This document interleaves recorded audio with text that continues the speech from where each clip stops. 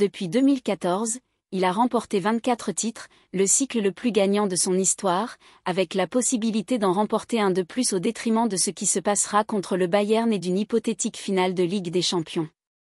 La conquête de la 36e Ligue, certifiée mathématiquement ce samedi, donne de l'éclat à la prodigieuse décennie de l'histoire du Real Madrid, le cycle le plus gagnant depuis sa fondation en 1902. Avec le titre de champion, ce sont 24 trophées remportés par le club blanc depuis 2014, une période qui a également commencé avec Carlo Ancelotti sur le banc, une étape qui s'est ouverte avec la conquête de la Coupe du Roi en avril de la même année, grâce à la course légendaire de Gareth Bale contre Marc Bartra sur l'aile gauche de Mestalla. Depuis, Madrid a remporté une coupe, 2023, 4 ligues, 2017, 2020, 2022 et 2024, 5 ligues des champions, 2014, 2016, 2017, 2018 et 2022, 4 Supercoupes d'Europe, 2014, 2016, 2017 et 2022, 5 Coupes du monde des clubs, 2014, 2016, 2017, 2018 et 2022, et 4 Supercoupes d'Espala, 2017, 2020, 2022 et 2024. Au total, 24 trophées, avec des succès répétés dans toutes les compétitions disputées par l'équipe blanche, qui marque la période la plus réussie de l'histoire du club, au-dessus de l'âge d'or des 6 premières Coupes d'Europe, 1956 à 1966, dans lesquelles 7 ligues, une Coupe d'Espagne, une Coupe latine et une petite Coupe du monde ont également été remportées. Au total, 16 trophées pour le premier grand Real Madrid de l'histoire. Une équipe qui a trouvé une réplique adéquate à Madrid 2014 à 2024, l'équipe la plus gagnante de l'histoire du club, également plongée dans un changement générationnel qui ne s'arrête jamais à Madrid. De la BBC, il est passé à un attaquant composé de Bellingham, Vinicius et Rodrigo.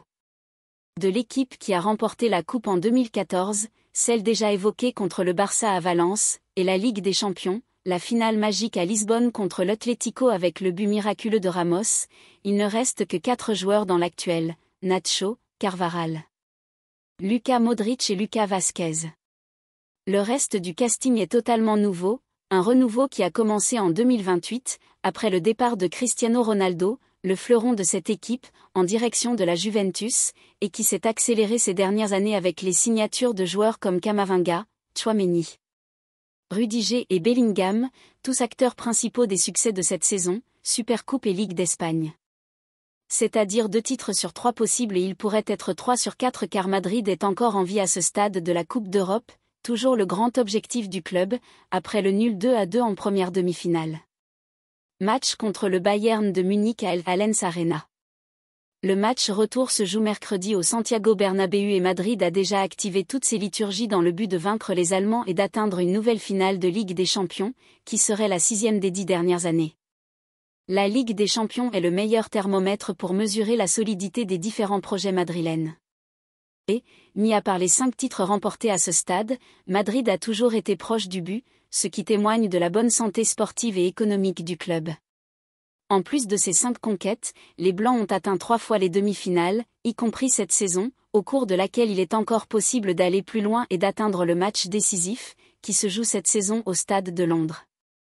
Wembley le 1er juin prochain.